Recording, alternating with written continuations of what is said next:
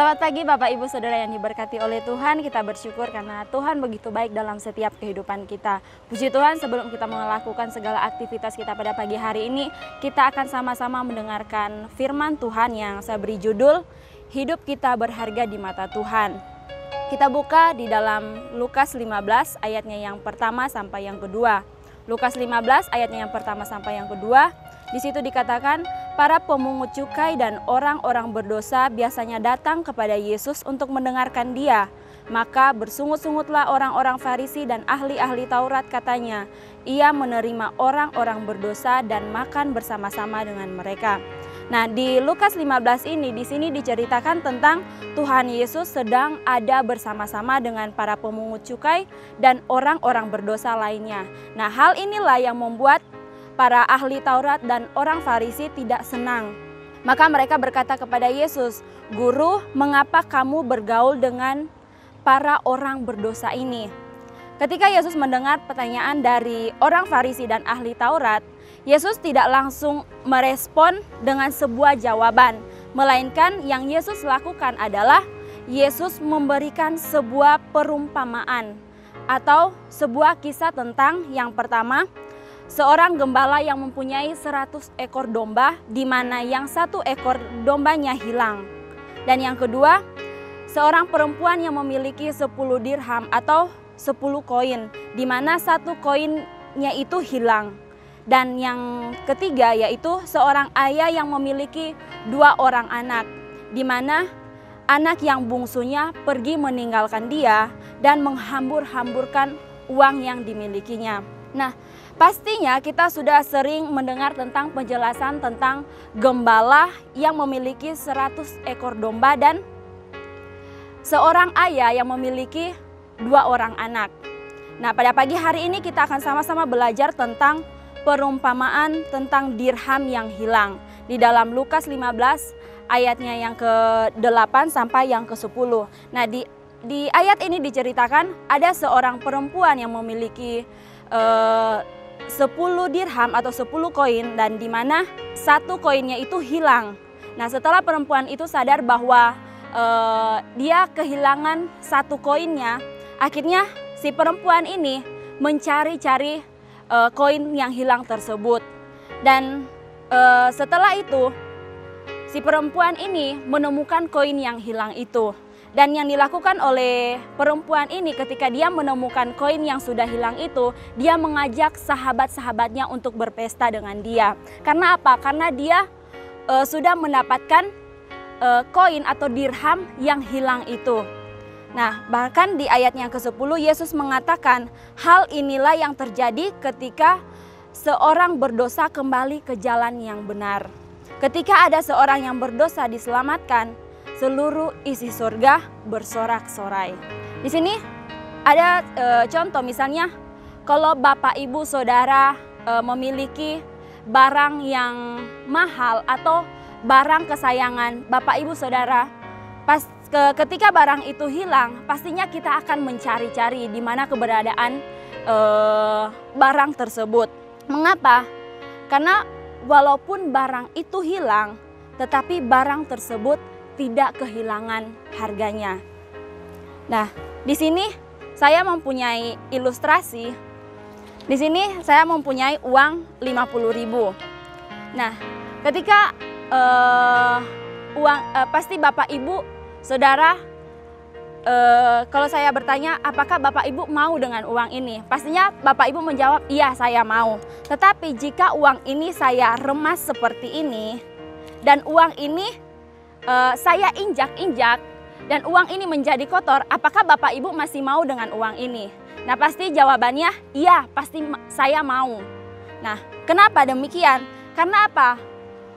Uang ini walaupun dia sudah lecek seperti ini atau uang ini sudah kotor, dia berbau, tapi uang ini tetaplah berharga. Karena apa? Karena dia mempunyai nilai yang tinggi, yaitu 50.000. Jadi pastinya walaupun uang ini sudah kotor, sudah kusut, kita pasti masih mau dengan uang ini. Karena apa? Uang ini tidak kehilangan harganya. Begitu pula dengan kehidupan kita. Mungkin kita sudah jauh jatuh ke dalam dosa. Mungkin kita merasa kehidupan kita sudah kotor, kehidupan kita sudah rusak. Bahkan mungkin kita mengatakan bahwa kehidupan kita tidak ada lagi gunanya, tidak ada lagi harganya. Atau mungkin kita merasa bahwa kita sudah gagal. Untuk apa kita datang lagi kepada Tuhan? Pasti Tuhan tidak akan menerima kehidupan kita. Tetapi pada pagi hari ini saya mau katakan bahwa Tuhan sungguh mengasihi setiap kehidupan kita. Tuhan sungguh sungguh sayang kepada kehidupan kita. Karena apa? Kehidupan kita sangat berharga di mata Tuhan. Apapun keadaan kita, apapun latar belakang kita, mungkin kita merasa bahwa Tuhan sudah tidak mau lagi menerima kehidupan kita. Karena apa? Kita sudah jatuh ke dalam dosa yang terlalu jauh. Tetapi saya mau katakan pada pagi hari ini bahwa Tuhan sungguh mengasihi kehidupan kita. Biarlah kita mau tetap terus selalu berada di dalam Tuhan. Dan kita lihat di dalam Yohanes 3 ayat 16 sampai yang ke-17. Di situ dikatakan, karena begitu besar kasih Allah akan dunia ini sehingga ia mengaruniakan anaknya yang tunggal, supaya setiap orang yang percaya kepadanya tidak binasa melainkan beroleh hidup yang kekal. Sebab Allah mengutus anaknya ke dalam dunia bukan untuk menghakimi dunia, melainkan untuk menyelamatkannya oleh Dia. Bahkan di dalam Roma 5 ayatnya yang ke-8 di situ dikatakan, akan tetapi Allah menunjukkan kasih-Nya kepada kita oleh karena Kristus telah mati untuk kita ketika kita masih berdosa. Nah, Yesus mengatakan bahwa bukan orang yang sehat yang membutuhkan tabib, melainkan orang yang sakit. Di dalam Markus 2 ayatnya yang ke-17. Tuhan Yesus datang mencari orang-orang yang sakit. Tuhan Yesus datang mencari orang-orang yang terhilang. Karena apa? Tuhan ingin menyelamatkan setiap kehidupan kita. Oleh sebab itu, jangan pernah kita berpikir atau merasa bahwa kehidupan kita tidak berharga lagi. Sebab sesungguhnya Tuhan begitu mengasihi setiap kehidupan kita. Oleh sebab itu, pada saat ini biarlah mari kita mau lagi berbalik kepada Tuhan dan mengaku bahwa Dia adalah Tuhan dan Juru Selamat dalam setiap kehidupan kita. Karena apa?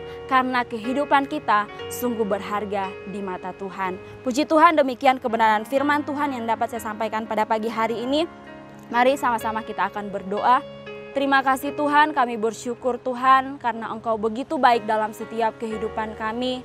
Kami percaya kami boleh ada sampai saat ini, itu semua karena anugerah-Mu, itu semua karena kemurahan-Mu Tuhan. Terlebih Bapa di sorga, pada pagi hari ini kami bersyukur lewat kebenaran firman-Mu Tuhan yang mengingatkan dalam setiap kehidupan kami bahwa kehidupan kami sungguh berharga di mata-Mu Tuhan. Apapun latar belakang kami, apapun keadaan kami pada saat ini, kami percaya Tuhan Engkau begitu mengasihi setiap kehidupan kami Tuhan. Oleh sebab itu Bapa, kami mau tetap terus mempercayakan setiap kehidupan kami ke dalam tangan-Mu Tuhan. Apapun yang terjadi dalam setiap kehidupan kami Tuhan, kami percaya ada rencana Tuhan yang Engkau sudah sediakan dalam setiap kehidupan kami Tuhan. Terima kasih pada saat ini Tuhan, kami mau menaikkan setiap doa kami Tuhan. Kami mau berdoa bagi bangsa dan negara kami ini Tuhan. Kami mau tetap serahkan bangsa ini ke dalam tangan-Mu Tuhan.